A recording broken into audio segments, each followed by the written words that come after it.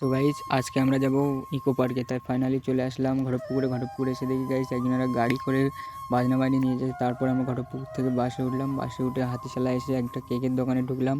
ওখান থেকে আমার একটা বন্ধু সেলিব্রেশন বার্থডে হবে, তাই জন্য কেক নিয়ে ওখান থেকে চলে আসলাম তোমার বিশ্ববাংলা গেটের এখানে এসে দেখি কত মানুষ সব সেলফি তুলছে। তারপর ওখানে এসে আমরা একটু সেলফি তুলে নিয়ে ফাইনালি চলে আসলাম ইকো পার্কের ভিতরে ঢুকে দেখি গাইজ তো কত ভিড়। তারপরে সামনে দেখলাম একটা ট্রেন দাঁড়িয়ে আছে।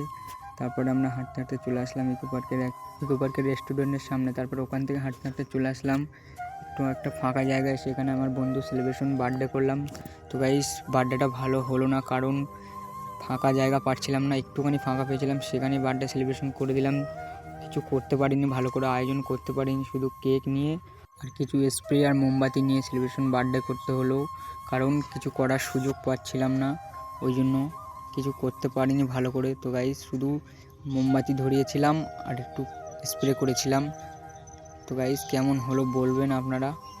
কেকের উপরে দেখতে পাচ্ছ আমার বন্ধুর নাম লেখা আছে, কি নাম লেখা আছে আপনারা কমেন্ট করবেন। তারপরে আমার বন্ধু মোমবাতিগুলো জ্বালিয়ে দিচ্ছিল, তারপর বন্ধু জ্বালাতে পারছিল না বলে মোমবাতিগুলো খানিকক্ষণ পরে আমি জ্বালিয়ে দিব বলছিলাম, তা বন্ধু বলছে না জ্বালাতে হবে না, আমি জ্বালাবো। তারপর আমার বন্ধু জ্বালাচ্ছিল, তারপর ওর হাতে আগুন লাগছিল বলে স্লাইটা ফেলে দিয়েছিল। তারপরে গাইস তো স্প্রেগুলো মেরে দিয়েছিল, আমার বান্ধবীরা ছিল অনেকগুলো।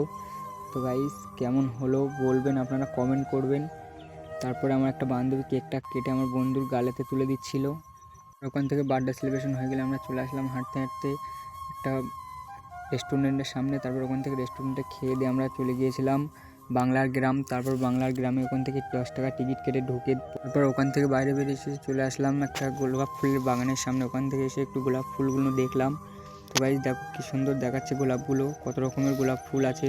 তারপর ওখান থেকে চলে আসলাম ফাইনালি বেরিয়ে আসার পরে ওখান থেকে এসে একটু হাঁটতে হাঁটতে চলে আসলাম 3 নম্বর গেটের সামনে এসে দেখি কত ভিড়। তারপর ওখান থেকে বেরিয়ে চলে আসলাম অটো ধরে বিশ্ববাংলা। তো গাইজ দেখো এটা রাতের বিশ্ববাংলার ভিউ, বিশ্ববাংলা গেটটা কেমন লাগছে বলবেন, রাতের ভিউ এখান থেকে।